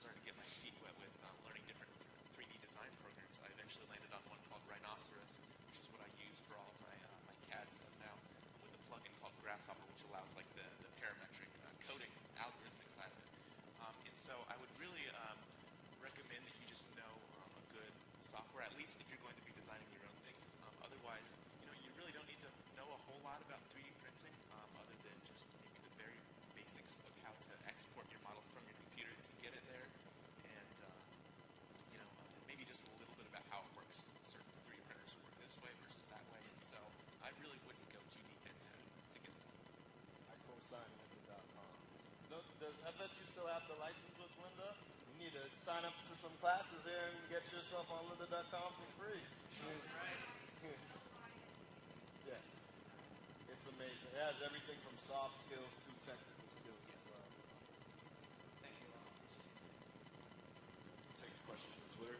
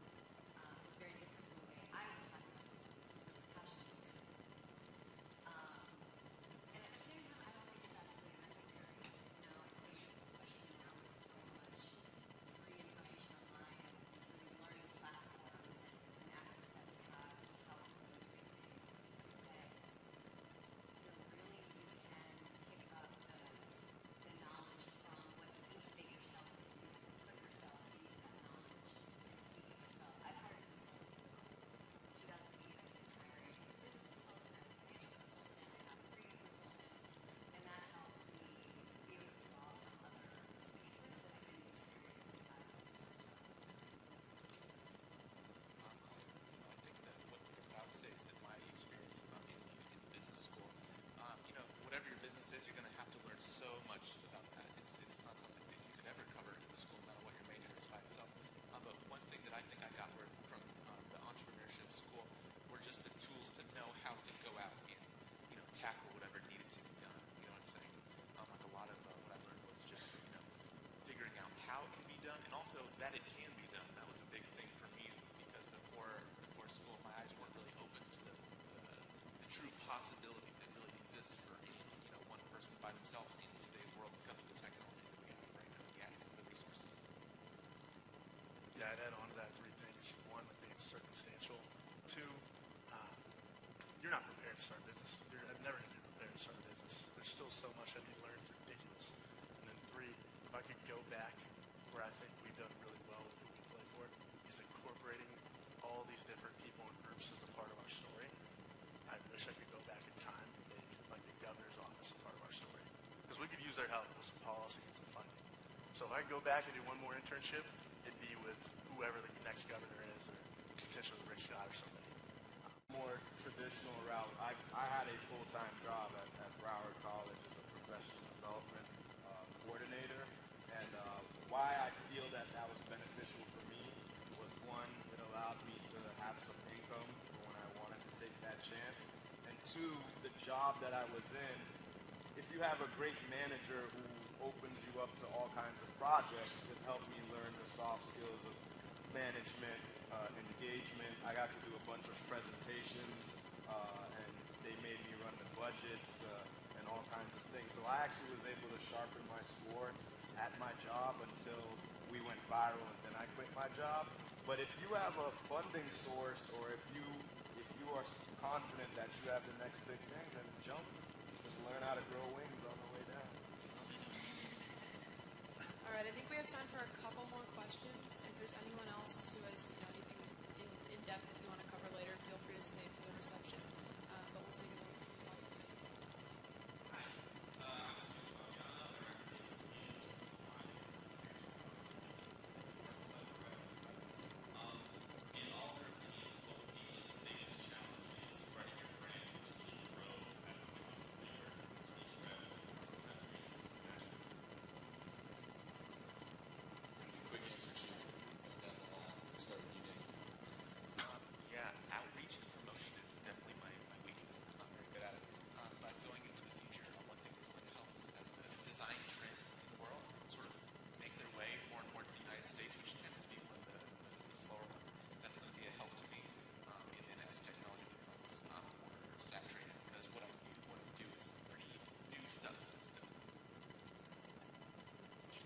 for a second. I need another second to think about it.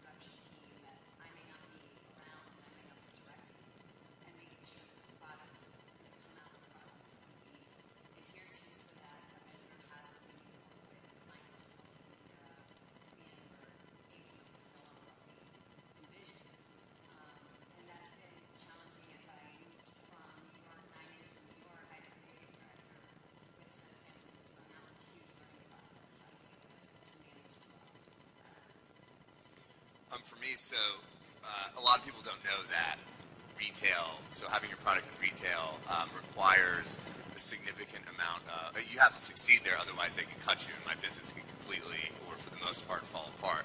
So generating demand is like mission critical for us every single day. So where Joshua has an advantage is he was just on Shark Tank, but before that he had viral videos, he has buzz. So when he goes into retail, people are going to immediately, most people will recognize that. Whereas we had like the Khloe Kardashian thing. We get a lot of these little mini hits, which are great for us. So we just think about, and we've tried to get virality before, and it didn't turn out the way we wanted to. So we just try to focus every day on like methodically. Okay, we're going to do PR every month. We're going to send out to these influencers, and obviously we're hoping for a big break, but we're not guaranteed that. So we're going for these like micro wins of we were on GQ or we were on this or that to then build familiarity with our brand. And it is very challenging because we don't always have the capacity or the funds to do it. So Yeah, so I need people like you, man. I need you bad. I need views all around the country. So somehow a bunch of kids in Florida State figured out how to create the solution to the leading cause of death in sports. And we're one among many that were a part of figuring out the solution. We got the answer. The problem is we just don't have the platform. So we need your help to get to the Russell Westbrooks, whose best friend passed away in cardiac arrest when he was 17. We need the Cristiano Ronaldos, who had heart surgery when he was 15, because he was afforded the opportunity to check his heart. And we don't know how to get to those people unless we start with local papers writing about this and steamrolling into something bigger for it. So thank you. For me, the biggest challenge is at the point that I am, it's not kissing David John's ass, he's my partner now, but before that, it was maintaining the power of growth, which is the title of his book, but the book basically concentrates on when you finally are trying to scale, are you spending a lot of money on things that are luxurious and very expensive services, or are you maintaining the power of growth? Are you still thinking that you have $0 to market your product? So always go back. You're going to go viral, you're going to do well, but always go back to the mentality that you have $0 in your budget, and it'll keep you going viral and skyrocketing. So I think our biggest challenge has been for a company that is very focused on creating products, the thing that really sets us apart is our process and our people, and being able to communicate that to clients and tell them that, yes, because of the process of the people that we have, your end product is going to be better, and how we maintain that user-centered design, how we're constantly iterating and making sure that we're building the best product for the customer is really, really hard when there are so many companies that say, yeah, give me your spec sheet and I'll, offer and I'll build it for a fraction of the cost. So that's a huge challenge for us to just communicate exactly what we do and why it's valuable, which is why most of our clients, I would say probably 90% of our clients are all just word of mouth referrals or repeat customers. I remembered. Always be recruiting. So we've been in a very exciting position to continue to grow, and we're having to hire every other month, and that's exciting, but to maintain the culture that's really important to us, we're starting to learn to have kind of that virtual bench of people that when you land that project, you can call on and scaling effectively. So hiring would be an exciting challenge. Thank you. Take one last question. Sorry, guys. But hang out this out. I've got talking problems right here. There we go. Okay, so my name is Alex Cabrera, and I'm an entrepreneurship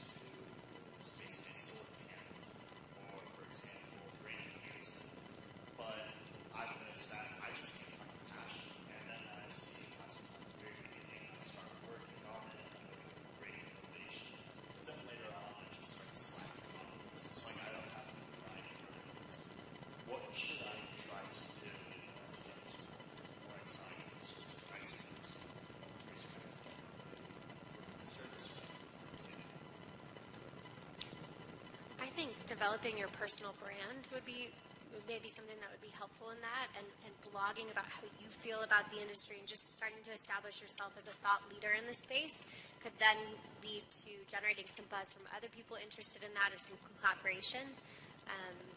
Just one idea.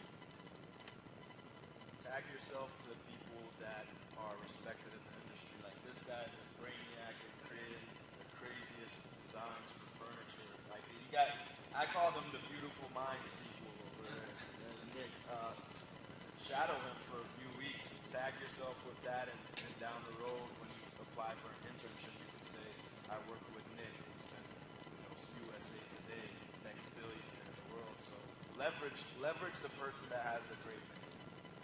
Yeah, and I would say really check your passions and your motivations for why you're drawn to these more exotic industries, as you said of it. And I would suggest maybe going back and reading the stories about founders like Elon Musk and see his story and see where he started out, because I can guarantee you that it wasn't always as glamorous as SpaceX. And really find maybe like those smaller stepping stones that do keep you excited, and maybe try to plan out what that path could look like for you.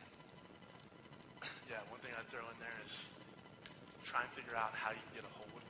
You probably won't get a hold of Elon Musk or Jeff Bezos. That's probably not going to happen. It's not impossible, because you're in college, you're in the sweet spot. Everybody wants to help you right now. It's beautiful. But I'd say try and figure out who's their number 3 or number 4 guy that you can talk to. So like right off the bat, 2 people on Who We Play For's board. One guy's the number 2 guy at Blue Origin, and then the number 2 or 3 guy at NASA.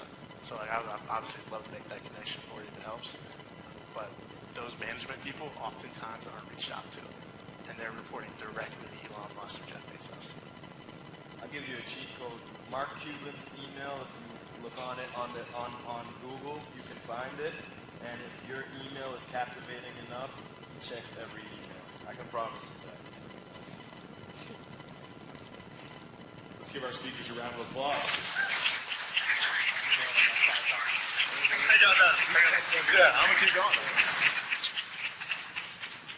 Real quick, for those of you that had questions and didn't get a chance to ask them, hang out around after. I'd encourage you to introduce yourself and get your questions answered.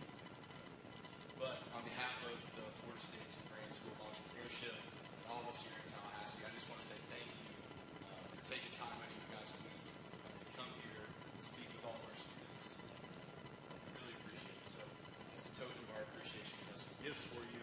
Yes. Is it a new car? It's a very small one. I wanted the Hooligans t-shirt. Yeah. TBD. Thanks, JR. Here's your car. Oh, nice.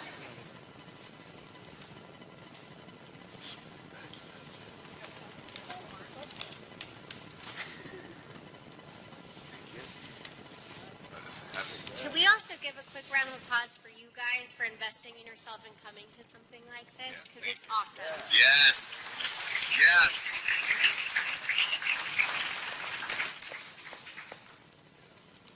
I'm an open book. I don't charge for any consultants, so if you send me an email with any questions, I'll answer it, all right? So we're here to lift each other up, and that's what we're here for. So shoot me an email. I'll answer it. I like to think that there's no such thing as failure. You're either succeeding or you are. Hopefully that will be something that keeps you thinking positive and fun stuff. Thank you, guys. Miles Blatt is an entrepreneurship and professional sales double major at Florida State University, graduating in the spring of 2018. Miles is a strategic thinker, an entrepreneur, an opportunist, and an optimist. He is a co-founder of an apparel startup out of the Jim Moran School of Entrepreneurship with his company Hooligans Movement, LLC. Miles currently serves as the Chief Operating Officer of Hooligans with his original partners. With a strong background in the apparel business, he is pursuing a career in the retail fashion industry. Miles also currently serves as the president of the Collegiate Entrepreneurs Organization at Florida State University. Please welcome Miles Blatt.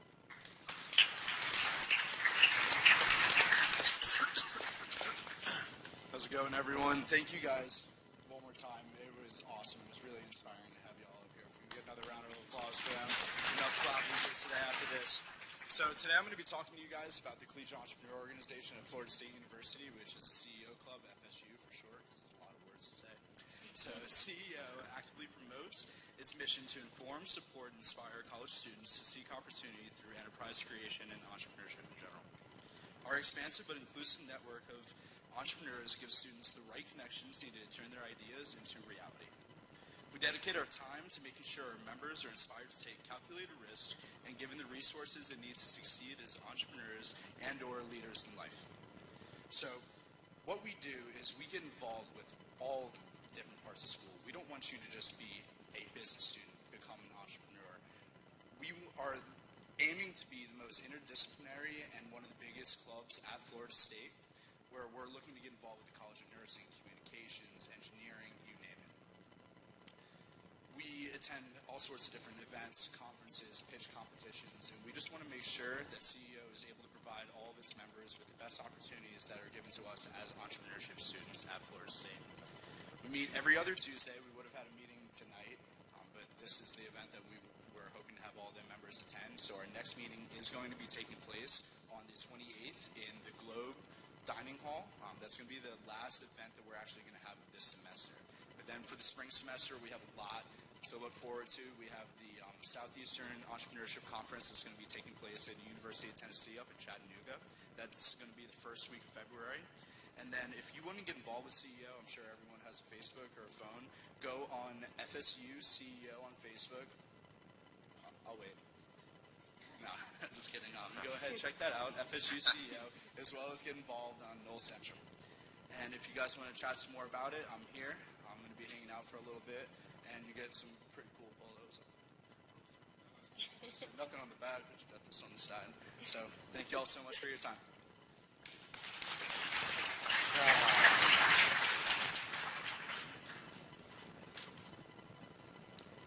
I'd like to introduce Wendy back to the stage.